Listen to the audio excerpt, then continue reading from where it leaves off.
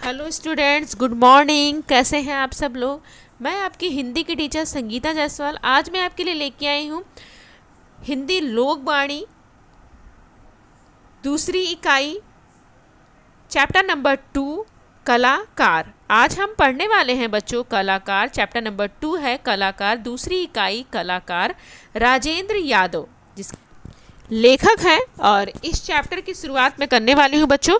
तो ये चैप्टर शुरू करने से पहले इस वीडियो में क्या क्या चीज़ें प्रोवाइड की जाएंगी वो मैं आपको बता देती हूँ। तो सबसे पहले हम इस लेखक के परिचय जानेंगे, गद्य संबंधी जानेंगे बच्चों। उसके बाद मैं लेसन रीड करूँगी, एक्सप्लेन करूँगी, और जो कठिन शब्द आएंगे, मुहावरे आएंगे, चैप्टर से रिलेटेड, पैराग्राफ से रिलेटेड जो क्वेश्चन पूछे जाते हैं आपको एग्जाम में, वो सारी चीज़ें मैं एक्सप्लेन करूँगी।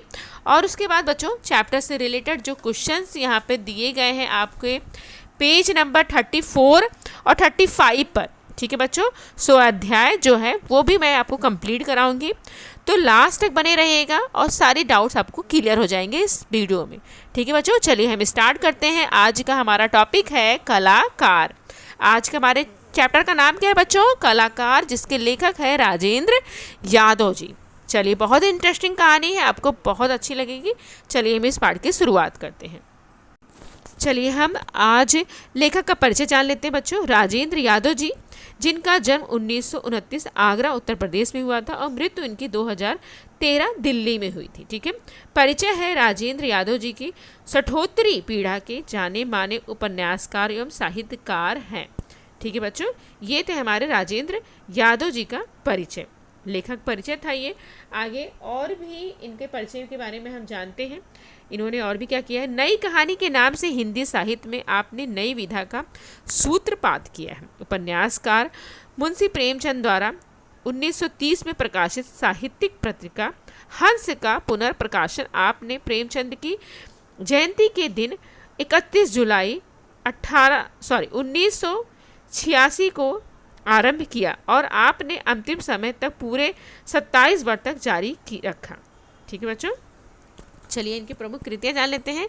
जहां लक्ष्मी कैद है, छोटे छोटे ताजमहल, किनारे से किनारे तक, कहानी संग्रह, सारा आकाश, सह और मात तथा उखड़ते हुए लोग उपन्यास आदि है, ठीक है बच्चों। ये थी प्रमुख कृतियां राजेंद्र यादव जी की, ठीक है। चलिए हम गद्य संबंधी जान लेते हैं बच्चों। कलाकार कहानी का नायक बहुरूपिया एक श्रेष्ठ कलाकार है, ठीक है बच्चों। जो हम कहानी पढ़ने वाले हैं ना बच्चों, इस कहानी में जो कलाकार है, नायक जो है, वो बहुत ही श्रेष्ठ कलाकार, बहुरूपिया के रूप में है वो, और बहुत ही श्रेष्ठ कलाकार है। वह अंत तक अपनी कला के प्रति ईमानदार रहता है, ठीक है। लास्ट तक वो ईमानदार बना रहता है, ठीक है। ढोंगी साधु का वेश धारण करने पर बहुरूपिया अपने उस रूप और वेश में ऐसा प्रभावित हुआ कि उसका मन भी एक त्यागी और वैरागी सन्यासी के सामने सोचने लगता है।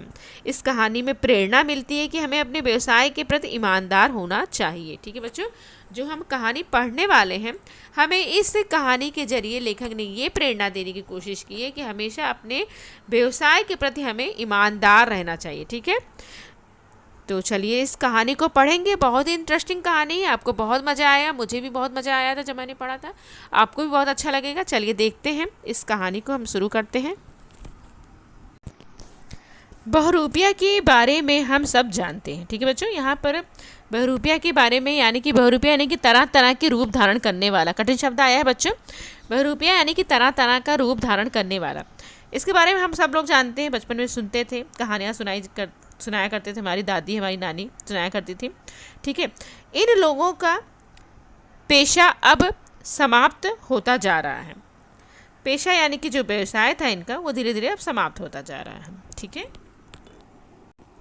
किसी समय रईसों और अमीरों का मनोरंजन करते वाले बहुरूपिये प्रायः हर नगर में पाए जाते थे, ठीक है। बहुत समय पहले की बात है बच्चों। जो रईस लोग होते थे, जो अमीर लोग होते थे, उनका वो मनोरंजन करते थे, ठीक है। उनको इंटरटेनमेंट करते थे कौन? बहुरूपिये लोग, ठीक है। तो हर नगर में, हर जगह पे ये लोग पाए जाते थे, ठीक है। ये कभी धोबी का रूप लेकर आते थे तो कभी डाकिए का, ठीक है। तो कभी कभी जो वॉशरमैन होते हैं ना, उनका रूप धारण करके आते थे, कभी कभी पोस्टमैन का रूप धारण करके ये लोग आते थे। हूबहू उसी तरह का व्यवहार करके वो पराया लोगों को भ्रम में डाल देते थे, यानी कि उन्हीं की तरह, जैसे कि धोबी जिस तरह से करता है या डाकिया जिस तरह से करता है, उसी तरह से सेम उसी तरह से वो करते थे। और लोगों को लगता था कि सही में ये डाकिया है या सही में ये धोबी है, किसी का भी वो कैरेक्टर प्ले कर लेते थे। इनकी इसी सफलता से धोखा खा जाने वाला रईस उन्हें इनाम देता था। और जब इस तरह से वो करते थे तो जो रईस लोग होते थे तो धोखा खा जाते थे, तो इसी बात पर वो उसे इनाम देते थे। धोखा यानी कि फरेब, ठीक है, कठिन शब्द आया बच्चों, लिख लीजिए। धोखा यानी कि फरेब। तो वो लोग क्या देते थे, उन्हें इनाम दे देते थे। कौन देता था इनाम? रईस लोग देते थे, ठीक है, अमीर लोग। इसी तरह के बहुरूपियों का एक रूप मैंने राजस्थानी लोक कथाओं में सुना था, ठीक है। अब यहाँ पे लेखक कह रहे हैं कि इसी बहुरूपियों में से एक राजस्थानी लोक कथाओं में मैंने सुना था और मुझे वह अभी भी अच्छी तरह याद है, ठीक है। एक लोक कथा सुनी थी जो राजस्थानी था, तो वो लोक कथा उन्हें आज भी याद है। लगता है कि हम सब के भीतर कहीं ना कहीं उसी तरह का एक बहुरूपिया बैठा हुआ है। अब यहाँ पे लेखक कह रहे हैं कि कहीं ना कहीं हमारे अंदर भी एक बहुरूपिया यानी कि तरह तरह का रूप धारण करने वाला व्यक्ति जो है हमारे अंदर भी बैठा हुआ है, ठीक है। चलिए आगे देख लेते हैं। यहाँ पे चैप्टर जो पैराग्राफ है बच्चों, पैराग्राफ से रिलेटेड कुछ क्वेश्चंस बन रहे हैं यहाँ पे, तो वो क्वेश्चन हम देख लेते हैं, कंप्लीट कर लेते हैं। यहाँ पे क्वेश्चन बन रहा है बच्चों, इन लोगों का मनोरंजन करते थे बहुरूपिये। तो किन लोगों का मनोरंजन करते थे?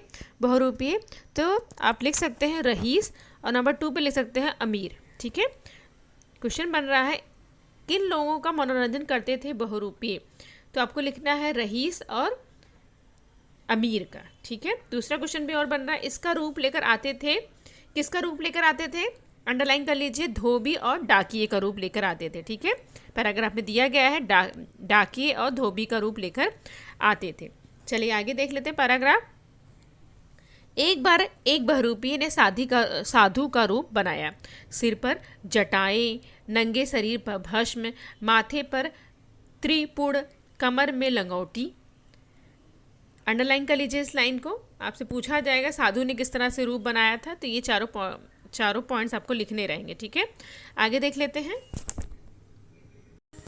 भस्म का कठिन शब्द में आया है राख, ठीक है बच्चों।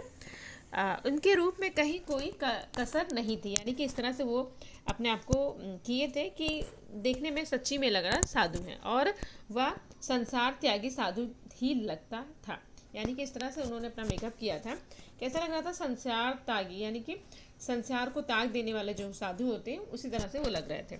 उसने नगर से बाहर बड़े से पेड़ के नीचे अपनी झोपड़ी तैयार की थी, यानी कि जो शहर के बाहर जो जगह थी वहाँ पर बड़ा सा पेड़ था, वहाँ पर उन्होंने अपना झोपड़ी जो थी वो तैयार की थी, ठीक है। बगीचा लगाया और बैठ कर तपस्या करने लगे। वहाँ पास में उन्होंने क्या लगाया बच्चों? बगीचा लगाया और वहीं पे बैठकर वो तपस्या करने लग जाते। धीरे धीरे सारे नगर में यह समाचार फैलने लगा कि बाहर एक बहुत पहुँचे हुए महात्मा ने आकर डेरा लगाया है। तो गांव में क्या हुआ बच्चों कि यह खबर फैल गई कि एक साधु महाराज आए हैं, बहुत पहुँचे हुए हैं, और उन्होंने शहर के बाहर, नगर के बाहर क्या है, डेरा लगा रखा है, ठीक है। लोग उनके दर्शन को आने लगे और धीरे धीरे चारों तरफ साधु का यश फैल गया। और धीरे धीरे क्या हुआ बच्चों? लोग उनको देखने के लिए, दर्शन करने के लिए आने लग गए, और धीरे धीरे जो साधु थे, साधु यानी कि सज्जन जो थे, उनका जो यश था वो पूरी तरह फैलने लग गया।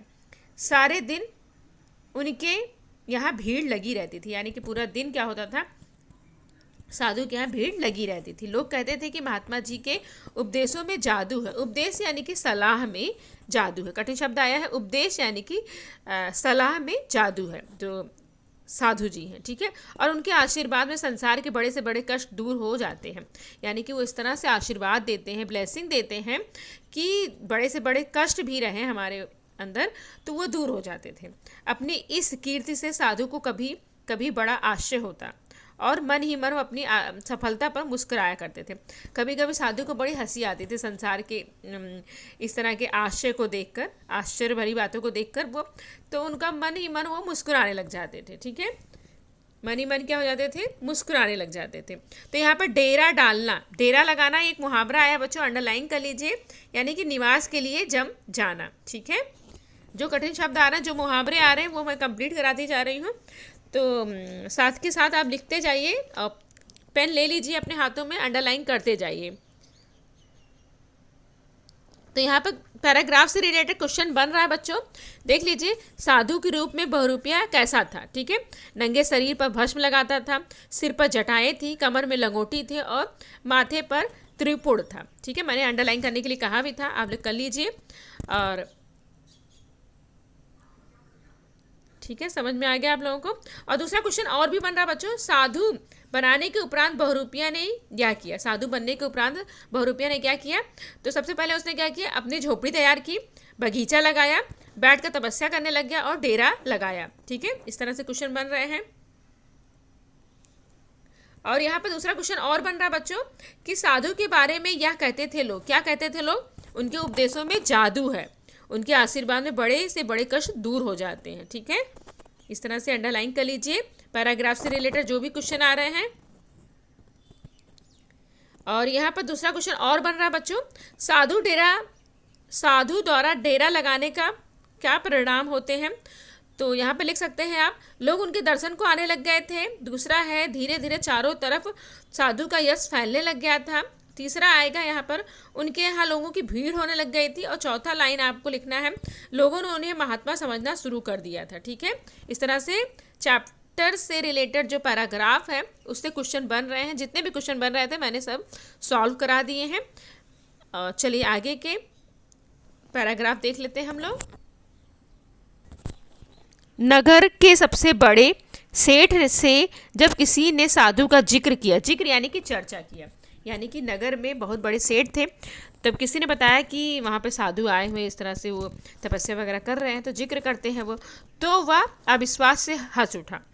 तो जो वहाँ के सेठ थे उन्हें विश्वास नहीं हुआ इस बात पर, वो हंसने लग जाते, ठीक है।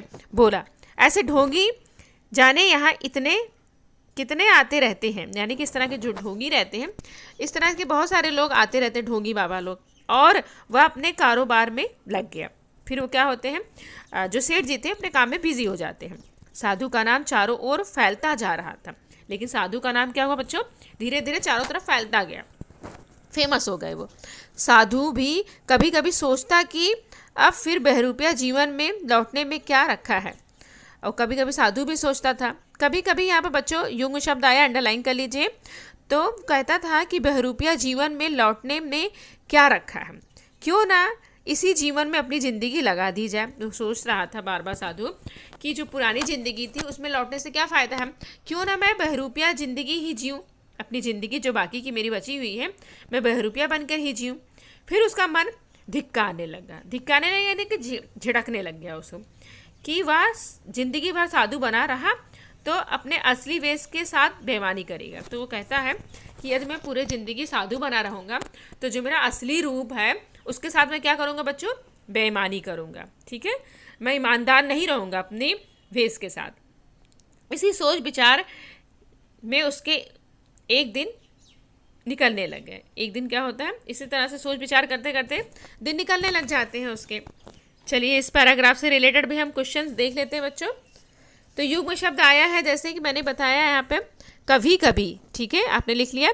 और वचन बदलिए जैसे कि यहाँ पर आया है बच्चों सेठ, सेठ का क्या हो जाएगा, सेठानी, ठीक है।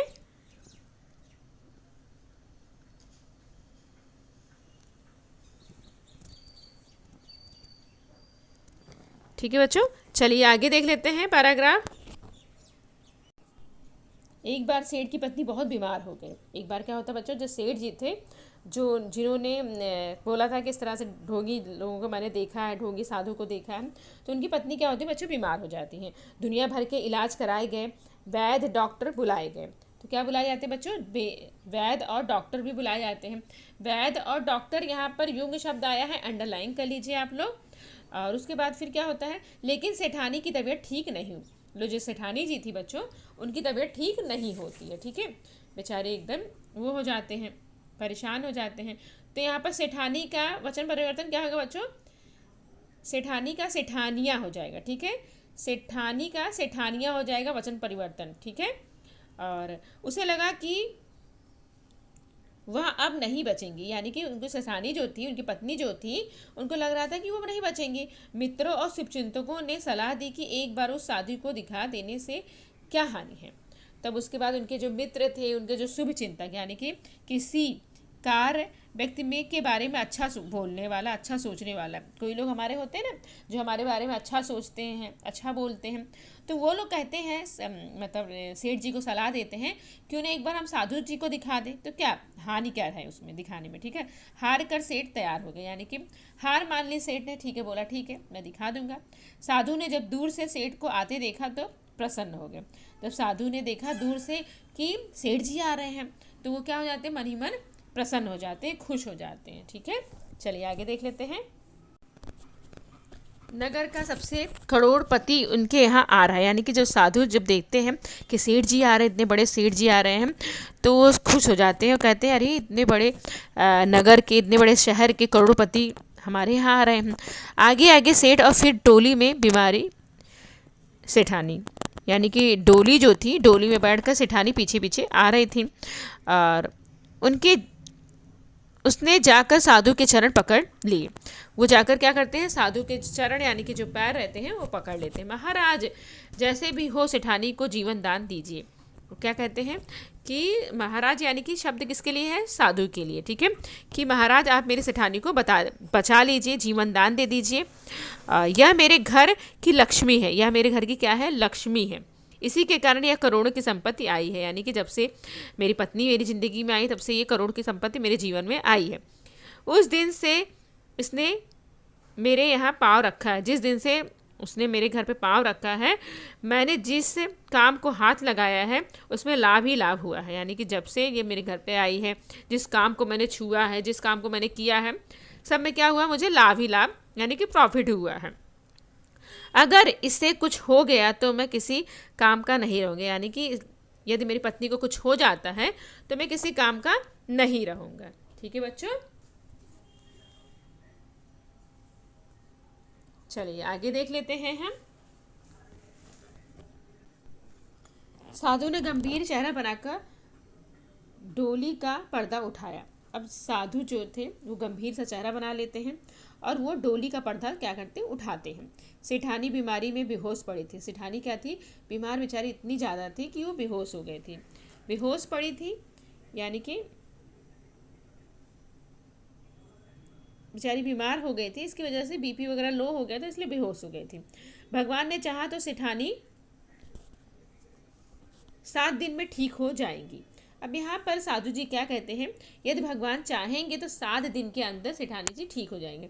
उसने धूनी की चुटकी भर राख उनके ऊपर डाल दी। धूनी, धूनी का कठिन शब्द लिख लीजिए बच्चों, साधुओं द्वारा बनाया गया अग्निकुंड। ठीक है, तो उसमें से राख निकालकर चुटकी भर राख क्या किया, उनके ऊपर डाल दिया। फिर रोज आने को कहकर अपनी आंखें मूंद कर समाधि में लग गए। फिर क्या बोले उन्होंने कि रोज आप आइए इनको लेकर, और आंखें बंद करके वो समाधि में लग जाते हैं, अपने काम में क्या करते हैं, लग जाते हैं। ठीक है बच्चों, चलिए आगे देख लेते हैं। सेठानी रोज आने लगी। संयोग की बात, धीरे धीरे उनकी तबीयत भी सुधरने लगी। अब क्या होता बच्चों, रोज सेठानी साधु के पास आने लग जाती है, और धीरे धीरे क्या होता है बच्चों, धीरे धीरे यहाँ पर युग्म शब्द आया है, अंडरलाइन कर लीजिए पहले तो आप लोग। उसके बाद उनकी तबीयत क्या हो जाती है, धीरे धीरे सुधरने लग जाती है। 7-8 दिनों में उनकी बीमारी समाप्त होने लगी। 7-8 यहाँ पे युग्म शब्द आया, फिर से अंडरलाइन कर लीजिए आप लोग। और धीरे धीरे क्या होता है बच्चों, उनकी जो बीमारी थी 7-8 दिनों में वो ठीक होने लग जाती है। कितने दिनों में ठीक होने लग जाती है, 7-8 दिनों में ठीक होने लग जाती है। सेठ को साधु पर घन घोर विश्वास हो गया। अब क्या होता बच्चों, सेठ जी जो थे, करोड़पति सेठ जी जो थे, उनको बहुत विश्वास हो जाता है किसके ऊपर, साधु के ऊपर, और वह रोज उनके पास आने लगे। रोज क्या होता है, उनके पास आने लग जाते। सेठानी ठीक हो गए, लेकिन सेठ रोज आता रहा, लेकिन मतलब सेठानी ठीक हो गई थी तो सेठानी तो आना बंद कर दी, लेकिन सेठ जो थे तो रोज डेली वो साधु के पास आने लग गए थे। ठीक है बच्चों, चलिए आगे देख लेते हैं। साधु उसे रोज उपदेश दिया करती। साधु क्या करते, सेठ को रोज उपदेश देने लग जाती। यह संसार माया है, धन का मोह आदमी को आदमी नहीं रहने देता है। ठीक है, और यहाँ पे वो समझाते हैं कि जो यह संसार है वो माया नगरी है, माया की तरह है, मोह माया में फंसे रहते हैं और आदमी आदमी को नहीं रहने देता है। जितना धन बढ़ता जाता है लोभ भी उतना ही बढ़ता है, यानी कि जितने हम अमीर होते जाते हैं, हमारे पास धन बढ़ता जाता है, लालच वो है वो बढ़ता जाता है हमारा, ठीक है। सच्चा सुख धन का त्याग करने में है, यानी कि वो कहते हैं सच्चा सुख किस में है, धन का त्याग करने, यदि हम धन को त्याग कर देते हैं तो हमें सच्चे सुख की प्राप्ति होगी, ठीक है। इस माया मोह में उठकर भगवान के चरणों में ध्यान लगाने से ही सच्चा सुख है। अंडरलाइन कर लीजिए इस लाइन में। तो यहाँ पे वो कहते हैं कि माया मोह माया को त्याग देना चाहिए हमें, हमेशा हमें अपने भगवान यानी कि भगवान के चरणों में ध्यान लगाना चाहिए, वही हमारा सच्चा सुख है।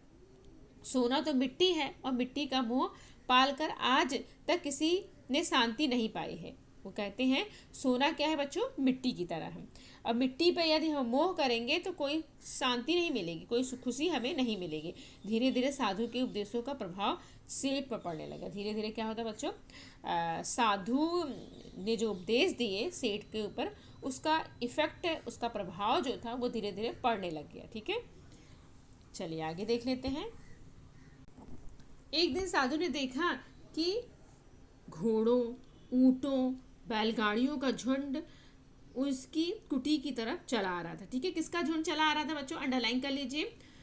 घोड़ों, ऊँटों और बैलगाड़ियों का झुंड उनकी कुटी की ओर चला, यानी कि उनकी झोपड़ी की तरफ चला आ रहा था। साधु की झोपड़ी की तरफ क्या चला आ रहा था, अंडरलाइन कर लीजिए, क्वेश्चन पूछा जाएगा आपसे तो आपको लिखना है आंसर में, घोड़ों, ऊँटों और बैलगाड़ियों का झुंड उनकी कुटी की तरफ चला आ रहा था।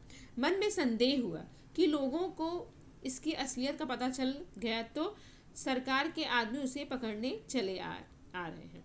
तो उसको लगता है, उनके मन में संदेह होता है, डाउट होता है कि शायद लोगों को असलियत पता चल गई है मेरी, इसलिए सरकार के आदमी उसे पकड़ने के लिए आ रहे हैं। वह अभी यही सोच ही रहा था कि देखा उस झुंड ने आगे आगे वही सेठ है। अब ये सोच ही रहे थे, इस तरह से उसको डाउट हो रहा था कि कहीं सरकार के आदमी उसे पकड़ने के लिए आ रहे हैं, लेकिन तभी देखता है वो झुंड में सेठ जो थे आगे आगे वो चले आ रहे थे, ठीक है। सेठ पास आकर आए तो क्या होता है, उसने साधु को प्रणाम किया। क्या करते हैं वो, प्रणाम करते हैं। कौन प्रणाम करता है, सेठ जी प्रणाम। किसको करते हैं, साधु को करते, ठीक है।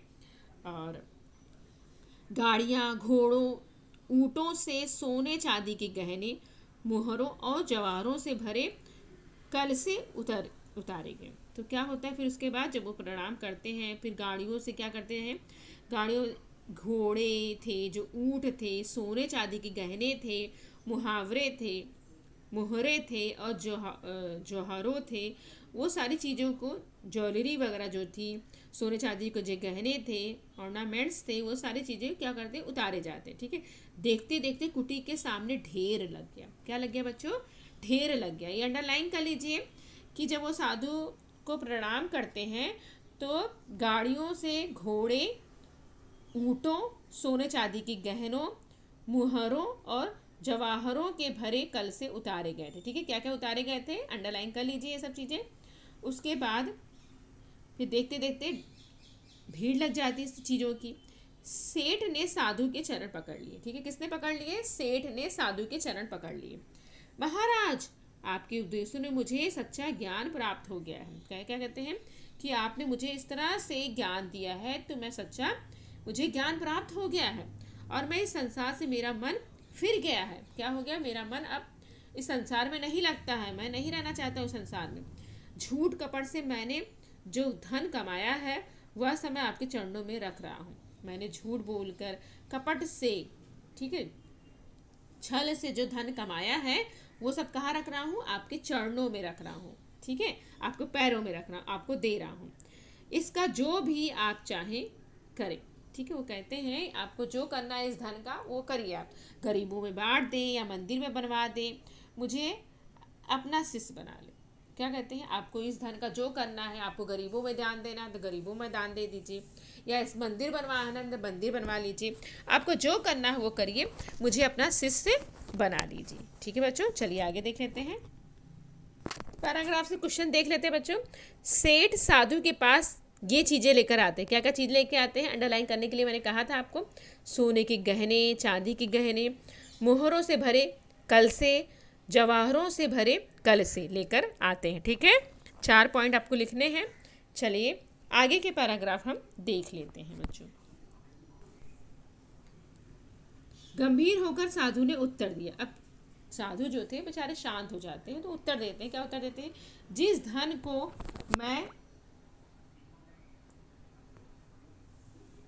तुझे त्यागने का उपदेश देता रहा, तू उसकी माया में मुझे क्यों फंसाता है। अब यहाँ पर कह रहे हैं, साधु गंभीर होकर कहते हैं, जिस धन को त्यागने के लिए मैंने तुम्हें उपदेश दिया था, वो धन मुझे देकर क्यों मुझे माया में फंसा रहे हो। जो तेरे लिए मिट्टी है वह मेरे लिए भी मिट्टी तो और भी पहले है। अब वो कहते हैं जो चीज़ें तुम्हारे लिए मिट्टी है, जो सोना चांदी तुम्हारे लिए मिट्टी है, वो तो मेरे लिए बहुत पहले से मिट्टी था। मैं इसमें हाथ नहीं लगा सकता हूँ। वो क्या कहते हैं? मैं इस चीज़ को हाथ नहीं लगा सकता हूँ। मैं सचमुच उसने धन नहीं लिया, और उसने क्या किया? सचमुच धन नहीं लेता है। समझा बुझाकर सेठ को लौटा दिया। समझा बुझाते हैं और सेठ जी को वो वापस भेज देते हैं उनके घर। ठीक है। महात्मा की इस महानता को सेठ की आंखों में आंसू आ गए।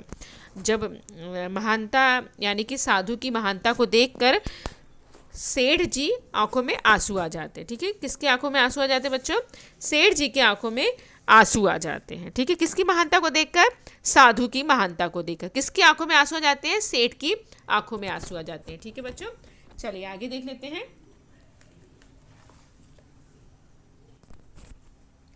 अगले दिन जब सेठ आया तो उसने देखा कि साधु का कहीं पता नहीं है।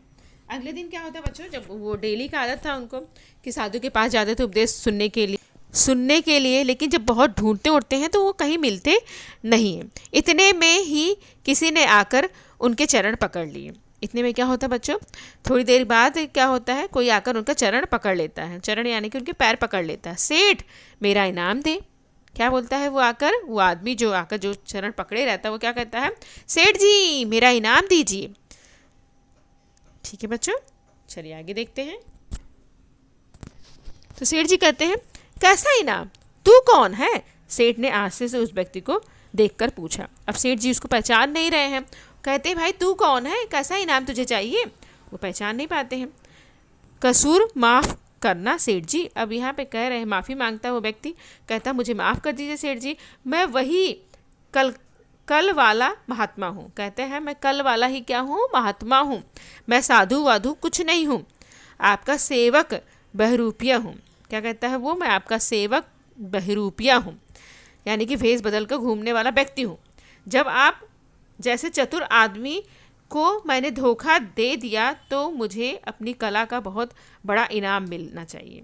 यानी कि वो कहते हैं कि आप इतने चतुर थे, इतने ईमानदार थे, तो भी मैंने आपको धोखा दिया, तो मुझे अपनी कला, जो मेरी कला थी यानी कि बहरूपिया जो बना था, उसका इनाम तो मुझे मिलना चाहिए। अपराधी भाव से बहरूपिया सिर झुकाए खड़ा था।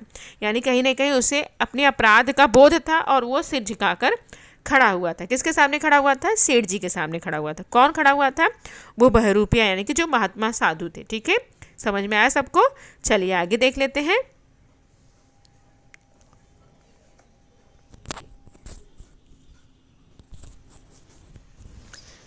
सेठ आशय के मारे आसमान में गिर गया। सेठ जी थे, आशय के मारे क्या होते बच्चों? आसमान गिर जाते। मुहावरा आया है, अंडरलाइन कर लीजिए। आसमान में गिरना यानी कि आश्चर्यचकित हो जाना। ठीक है, आश्चर्यचकित हो जाना, अंडरलाइन कर लीजिए। मुहावरा आया है बच्चों। फिर संभल कर बोले। फिर संभल कर क्या बोलते हैं?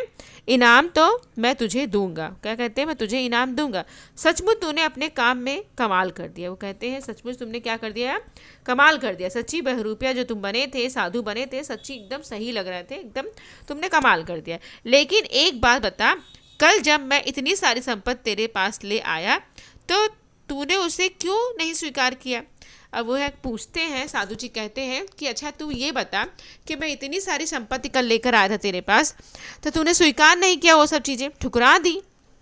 अगर तू उसे ले लेता तो आज तू सेठ होता। अब यहाँ पे वो बहुत समझाते हैं, कहते हैं यदि तू वो सारी चीज़ें ले लेता, धन संपत्ति मेरी ले लेता, सोना चांदी मेरा ले लेता, तो तू आज सेठ तू होता। तुझे इस तरह इनाम मांगने की ज़रूरत नहीं रहती। तब यहाँ पे फिर बोलते हैं वो सेठ जी, कहते हैं फिर क्वेश्चन पूछते, कहते हैं उससे, कहते हैं तुझे इस तरह से इनाम जो है मेरे से मांगने की ज़रूरत नहीं रहती तुझे। यदि तू पैसे मेरे सब ले लेता तू ही सेठ बन जाता ना। चलिए आगे देख लेते हैं। बहरूपिया नम्रता से बोला। अब बहुरूपिया जो था बच्चों, साधु जो थे, वो बहुत शांत होकर बोलते हैं। क्या बोलते हैं? सेठ जी, यह बात मेरे मन में भी आई थी। क्या बोलता है वो? कि मेरे मन में भी ये बात आई थी कि मैं पैसे ले लेता तो मैं सेठ बन जाता, मैं आपकी सारी संपत्ति ले लेता तो मैं सेठ बन जाता। इस तरह सारी संपत्ति लेकर आज मैं कहीं जा सकता था, यानी कि तुम्हारी संपत्ति में लेकर कहीं से कहीं भी जा सकता था। फिर मेरे मन में कहा कि यह गलत है, तो वो कहता है कि नहीं, मेरा मन जो था वो कहता है कि नहीं, ये सब चीज़ें, इस तरह से धोखा देना, वो सारी चीज़ें गलत है। मैं संसार त्यागी महात्मा का रूप धारण किए हुए हूँ। वो कहते हैं कि जो संसार को त्याग देने वाले महात्मा होते हैं ना, मैंने उनका रूप धारण किया था। ठीक है, किसका रूप धारण किया था? संसार त्यागी महात्मा का रूप उसने धारण किया था। अगर ऐसा काम करूं तो रूप में खोट आ जाए, यानी कि मैं इस तरह से काम करूंगा तो लोग ब्लेम किसको करेंगे? संसार त्यागी महात्मा को कहेंगे कि वो लोग ऐसे ही होते हैं, इस तरह के लोग धोखेबाज होते हैं। इस तरह से इनके रूप में क्या हो जाएगा बच्चों? खोट आ जाएगा। ठीक है, रूप को सच्चा रखने के लिए यही उचित है कि मैं इस संपत्ति को त्याग दूं। और ये बहुत अच्छी बात कही है उसने। कहता है कि रूप को कहते हैं कि रूप को सच्चा रखने के लिए, यदि मेरे रूप को, यानी कि जो भी रूप होता है उस रूप को सच्चा रखने के लिए क्या करना है? उसे इस संपत्ति को त्याग देना चाहिए। ठीक है, तो लगा कि अब मेरा काम पूर्ण हो गया है। तो वो कहते हैं कि मुझे लगा कि मेरा काम जो है पूर्ण हो गया है, ख़त्म हो गया है। अब आप जो इनाम मुझे देंगे खुशी से मैं ले लूँगा। यानी कि वो कहते हैं, सेठ जी से कहता है कि आप जो भी मुझे इनाम देंगे मैं खुशी खुशी उस इनाम को ले लूँगा। और मेरी सेठानी की बीमारी, सेठ ने पूछा। अब यहाँ पर सेठ जी क्वेश्चन करते हैं, जो मेरी सेठानी बीमार थी उसमें भी मेरा कुछ नहीं है। वो कहते हैं मेरा कुछ नहीं है उसमें। ठीक है, वह तो आपका और आप सेठानी का विश्वास का संयोग था, यानी कि आप और सेठानी ने इस तरह से विश्वास किया था, संयोग बैठाया था कि अपने आप वो ठीक हो गए। ठीक है, सेठ की समझ में सचमुच नहीं आ रहा था कि कैसा यह बहरूपिया है। तो सेठ जी सही में नहीं समझ पा रहे थे कि किस तरह का ये बहरूपिया है, रूप बदलने वाला कौन सा इंसान है ये, जो करोड़ों की संपत्ति छोड़कर 2-4 असरफियों के इनाम पर इतना प्रसन्न और संतुष्ट है।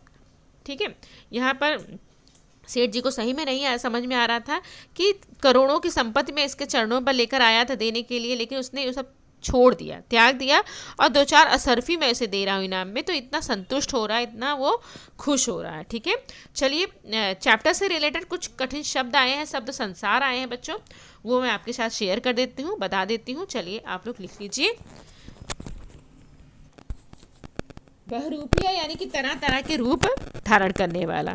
ठीक है, जिक्र यानी कि चर्चा, धिक्कारना यानी कि झिकड़ना, पेशा यानी कि उद्गम या व्यवसाय, शुभ चिंतक यानी कि किसी कार्य व्यक्ति के बारे में अच्छा सोचने वाला, धुनी यानी कि साधुओं द्वारा बनाया गया अग्निकुंड, असरफी यानी कि मूल्यवान धातु के सिक्के, खोट यानी कि दोष या बुराई। कहावत आया है बच्चों, डेरा डालना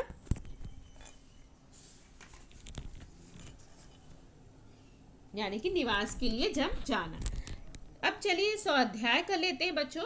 पेज नंबर 34 पर आ जाइए आप लोग। वहां पर पहला आया है आपका, सूचना अनुसार कृतियां पूर्ण कीजिए। साधु के रूप में बहरूपिया ऐसा था। कैसा था? संजाल पूर्ण करना है बच्चों। साधु के रूप में बहरूपिया ऐसा था। मैंने पॉइंट्स लिखवाए भी थे जब आप पढ़ रहे थे, चैप्टर रीड कर रहे थे। चलिए कोई बात नहीं याद आ रहा तो मैं आपको शेयर कर देती हूँ। 4 बॉक्स यहाँ पे बने हुए हैं, चारों बॉक्सों को हमें कंप्लीट करना है। साधु के रूप में बहरूपिया कैसा था, ठीक है, लिखना है हमें, 4 पॉइंट कंप्लीट करने हैं। चलिए मैं आपके साथ शेयर कर देती हूँ। तो सिर पर जटाएं थी, नंबर 1 पॉइंट आएगा आपको, सिर पर जटाएं थी। साधु के रूप में बहरूपिया सिर पर जटाएं थी। दूसरा है कमर में लंगोटी थी। नंबर 3 आएगा शरीर पर भस्म था। और नंबर 4 आएगा 4 आएगा माथे पर त्रिपुर था। ठीक है बच्चों, 4 पॉइंट दिए गए थे, 4 पॉइंट मैंने कंप्लीट कर लिए हैं। वीडियो पॉज करके आराम से आप लिख सकते हैं इसके। चलिए हम नेक्स्ट क्वेश्चन पे जाते हैं बच्चों। क्वेश्चन नंबर 2 पर जाएंगे हम लोग। यहाँ पर है बीमार सेठानी पर धुनी की चुटकी भर राख का। और दूसरा आपको लिखना है क्वेश्चन, बहुरूपियों की वास्तविकता जानने के उपरांत सेठ की स्थिति क्या थी। ठीक है, दो क्वेश्चन हमें लिखना है, परिणाम लिखना है। क्या परिणाम होते हैं जब बीमार सेठानी पर धूनी की चुटकी भर राख छिड़की जाती है। और नंबर 2 है बहरूपिया की वास्तविकता जानने के उपरांत सेठ की स्थिति क्या थी। तो चलिए पहले देख लेते हैं क्वेश्चन नंबर 1 का आंसर। बीमार सेठानी पर धूनी की चुटकी भर राख का धीरे धीरे सेठानी की तबीयत सुधरने लग जाती है। ठीक है, हमने पढ़ा था जैसे कि धीरे धीरे सेठानी क्या हो जाती है बच्चों, ठीक हो जाती है, तबीयत उनकी सुधरने लग जाती है। क्वेश्चन नंबर 2 पर जाएंगे हम लोग बच्चों।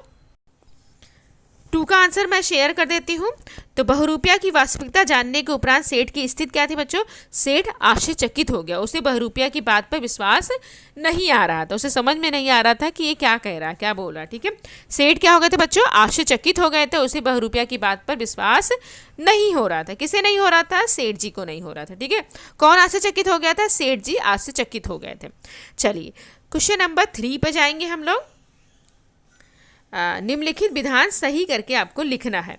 बहरूपिये हूबहू उसी तरह का व्यवहार करके प्रायः लोगों को भ्रम में नहीं डालते थे।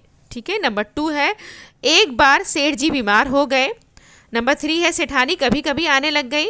नंबर 4 है साधु ने झगड़ा करके सेठ को लौटा दिया। ठीक है, तो इसका आंसर आपको लिखना है, खुद ढूंढ कर लिखना है, इसके आंसर मैंने शेयर नहीं किया है।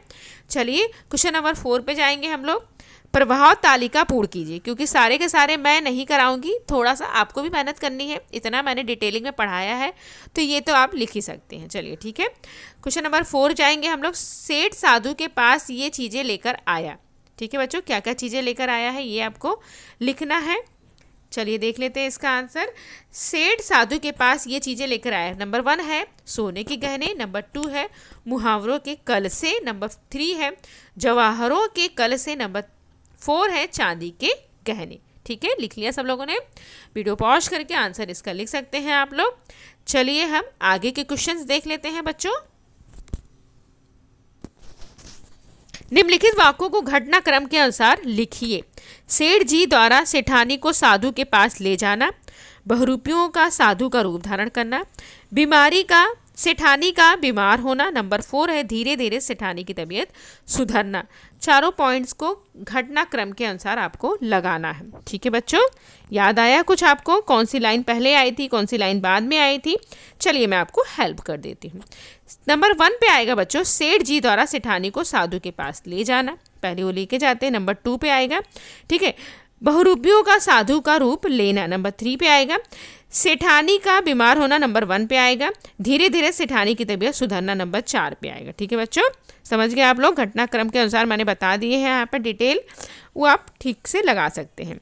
चलिए आगे के क्वेश्चन हम देख लेते हैं। क्वेश्चन नंबर 6 पे जाएंगे। इन कृदंत शब्दों की मूल क्रियाएं लिखिए। कौन कौन सा है बच्चों, झुकाव। नंबर 2 है सोच। नंबर 3 है बनावट। नंबर 4 है लगाव। इन चारों कृदंत शब्दों की मूल क्रियाएं आपको लिखनी है।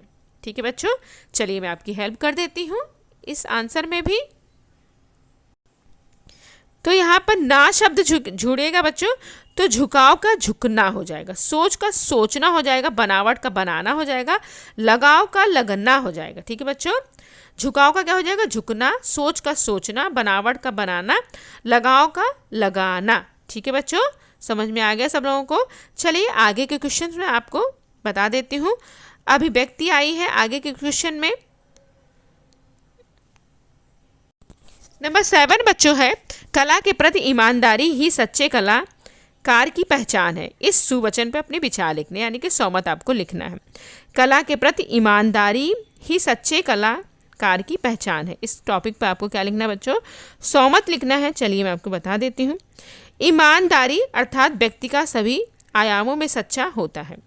यह सच्चा कलाकार कभी किसी को दुख पहुंचाने के लिए कोई रचना, कोई कला नहीं करता है। वह तो अपनी अनुभूतियों को बांटना चाहता है। कलाकार को तभी सुख मिलता है जब वह स्वयं में होने वाली छोटी छोटी अनुभूतियों को दूसरों तक पहुंचा पाता है। यहाँ कोई दूसरी भावना नहीं होती है। दरअसल भावनात्मक रूप में गहराई तक जुड़े समाज में ऐसी समस्याएं नहीं आती हैं। अविश्वास तब उत्पन्न होता है जब कलाकार स्वार्थ कि धरती पर मानवीय संवेदनाओं को दूर रखकर अन्य किसी भावना की वशीभूत हो जाता है, तब कला कला नहीं रह जाती है, कुछ और हो जाती है। ठीक है बच्चों, भावना की वशीभूत हो जाता है तब कला कला नहीं रह जाती, कुछ और हो जाती। लोग कलाकार की नीयत पर सवाल उठाने लग जाते हैं। कलाकार अभिव्यक्ति की स्वतंत्रता की दुहाई देने लगता है। संवेदनशीलहीनता को तर्क में जामा पहना दिया जाता है। कलाकार सिर्फ और सिर्फ अभिव्यक्ति चाहता है। कला मात्र आनंद ही नहीं है, कला का क्षेत्र असीम है। विचार मंथन करते, प्रश्न उठाते, स्वयं को टटोलते हुए एक स्रोत सा बह निकलना कला के मूल में है और कला ऐसा करती भी है। कला समाज को लगातार एक दिशा देती जाती है। जब तक कला के उपसर्ग में ईमानदारी है, सहजता है, उसमें सृजना है भी होती है, विनाश नहीं। ठीक है बच्चों, समझ में आ गया होगा आप लोगों को, कला की प्रति ईमानदारी सच्चे कलाकार की पहचान है। ठीक है, इसके ऊपर सोमत आपको बता दिया है। आगे अभिव्यक्ति देख लेते हैं हम लोग, वो भी कंप्लीट कर लेते हैं। सहयोग से कठिन कार्य की पूर्ति होती है। विषय पर अपने विचार लिखने हैं बच्चों। ठीक है, किस पे लिखना है? सहयोग से कठिन कार्य की पूर्ति होती है। ठीक है, चलिए इस पे अपने विचार हम लिखेंगे, सौमत लिखेंगे। चलिए कुछ पॉइंट्स आपको बता देती हूँ मैं। सहयोग का अर्थ है दो या दो से अधिक व्यक्तियों, संस्थाओं को मिलकर काम करना। यह समान लक्ष्य की प्राप्ति की दिशा से उठाया गया एक कदम है। बिना सहयोग कोई भी समाज या देश सुचारू रूप से नहीं चल पाता है, जिसमें बड़ी कोई शक्ति नहीं है। कोई भी व्यक्ति चाहे वह कितना भी समृद्ध हो, बुद्धिमान हो, अकेले अपनी सभी आवश्यकताओं को पूर्ण नहीं कर सकता है। जीवन के प्रत्येक क्षेत्र में सहयोग की आवश्यकता होती है। सहयोग लोगों को आत्मविश्वास बढ़ाता है, आवश्यक होता है। सहयोग लोगों को आत्मविश्वास उत्पन्न करता है। वह वीरता और बलिदान के कार्यों को बढ़ावा देता है। सहयोग व्यक्ति और समाज दोनों ही रूपों में प्रेरणा और प्रोत्साहन देता है। सहयोग से प्राप्त होने वाले शानदार उदाहरण और संदेश देती है। चींटियां और मधुमक्खियों, ये मिलजुल कर कठिन से कठिन कार्य को भी आसान बना देती हैं।